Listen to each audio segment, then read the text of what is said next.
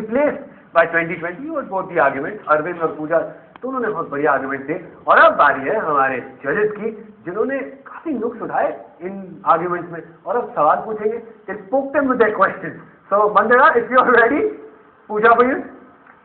Okay, Pooja, you say there's place for all three versions of the game. Yeah. Don't you think there'll be too much cricket being played? What will happen to the quality of cricket then? See, the quality of the game will not deteriorate. It depends on the quantity of matches that are played in terms of distribution of 2020, Test cricket and ODI cricket. But I don't think the quality will deteriorate because there are different set of players playing 2020 cricket, maybe a different set of playing Test cricket. Next question will come from Ravi to Arvind. Well, Arvind, interesting points you made over there. My question to you is, just seeing one 2020 World Cup and you're ready to abandon one-day cricket, or you want to wait and watch? I'll answer that. The data point is not limited to just one T20 World Cup. Stanford 2020 in the West Indies has done phenomenally well. 2020 in England has replaced the Sunday League and they still play Pro 40. But everyone watches 2020. So localized, it's been doing well in various places. It's the first time it got together on a global base, but it's been doing successfully in smaller patches. As far as question of do I want to replace it today, the question is will it replace it overall. So in a short term, maybe a year or two, you'll have to coexist. You can't just throw it out. Plus, you have this Future Source program that's already laid out a 5-year schedule. But overall, in the long term, one-day cricket's out, T20 is in. Okay, one-day cricket is out, T20 is in.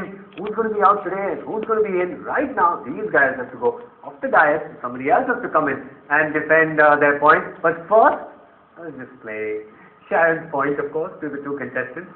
I like the facts.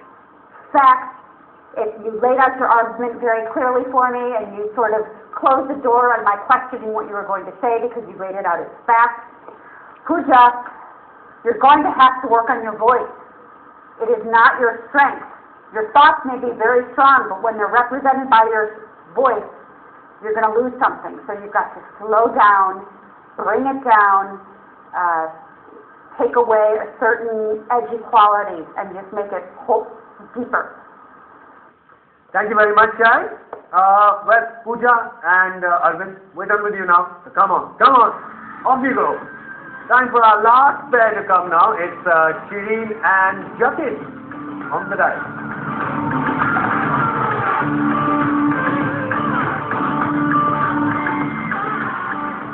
Shirin Dastgir and Jatin Sapru, ये दोनों आखिरी पैर हैं जो आज यूं करेंगे एक दूसरे के साथ. एक मिनट दोनों के पास है. And then of course the जजेस will grill them on last pair. Guys, they're ready for them.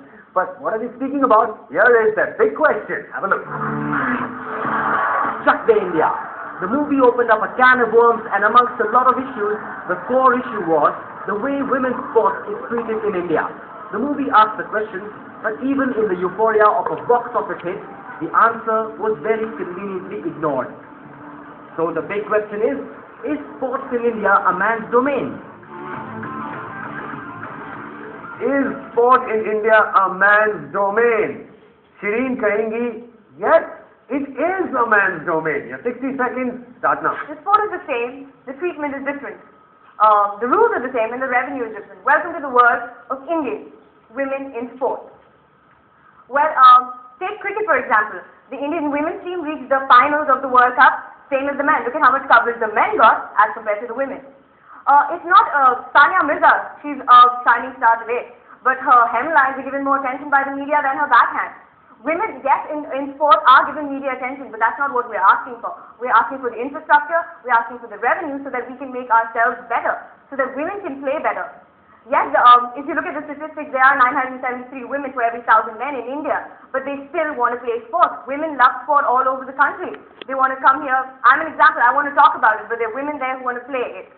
Parents don't want to send their daughters into sport because they don't have a future in it. There is no money coming into the family. Women in sports in India especially find a lot of problems because the infrastructure is lacking. For example, the hockey women. Thank you, Shireen. Your time is up. Good argument there. Jatin, now you will be saying that no, it's not only a man's domain in India. If you're ready, 60 seconds start now. Well, yes, men might have been the rulers of the Indian society, but we have to accept one point that women have now started to come up. If we just keep on buying the fact that parents don't allow their daughters to come into sport, Sania Mirza, Saina Nehwal, Aparna Popat, there are many examples who've broken the shackles and have come forward.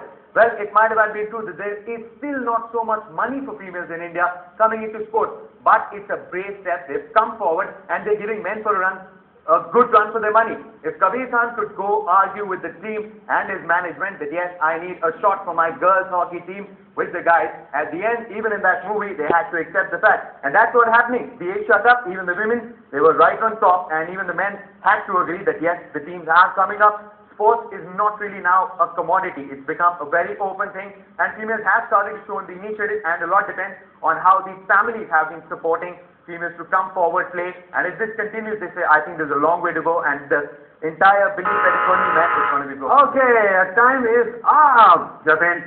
Mandira, your question for the lady? For Shirin, yes. Okay. It's not just about hemlines when it comes to Sania Mirza, which is what you just said.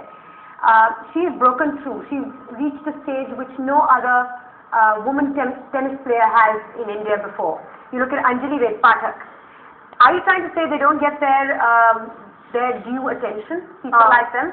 I definitely think so. Look at Julan Goswami. She got the Women's ICC Player of the Year, but how much media attention was she given? How many people spoke about her? How many people actually know her? A lot of people did. In fact, there was a lot of media coverage.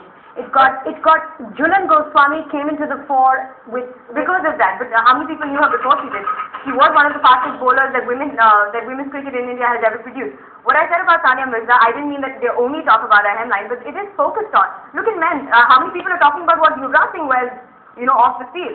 That's not one of the issues that people are concerned with. Okay, thank you, Shireen. Well, Yuvraj, I love you like a brother, but I don't want to look at your hemline, for sure. But now, Ravi, you have a question for Jatin. Well, Jatin, there's no doubt the men get the better deal, in sport. Is there any reason for that being that the popular sports in India, the popular sports in India, you start counting down the line. There you need performances by women on a more consistent basis for them to be up the ante? Well, absolutely, Ravi. There's absolutely no doubt about it. People would want to see something where they get the results. Now, but you also have to keep in mind, unless and until the corporates, the media, they take a step to come forward and project the cricket. Why would they come? Now that will come with results. Now we've got to change our outlook that since we've not been getting the results, we will never promote the sport. We have a 1 billion country with a population of 1 billion. We struggle for a single medal in the Olympics because we have a faith we've never performed, we will never perform. Okay, thank you very much. Those were arguments from Jatin and Shireen. Sharon, what do you have to say about them? I feel like I came in to a 1 hour show at the 40th minute. There was no beginning, middle, and end to your debate. You weren't answering your questions clearly, and this, I think, of all the questions, was something that was, a little bit easier to really come out passionate about. The arguments weren't clearly thought out, and you were both way too fast. Thank you very much, Sharon. Shireen and Jatin, you guys are done. Back there, please.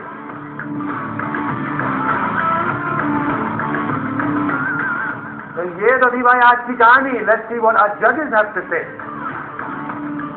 You have the scores for me?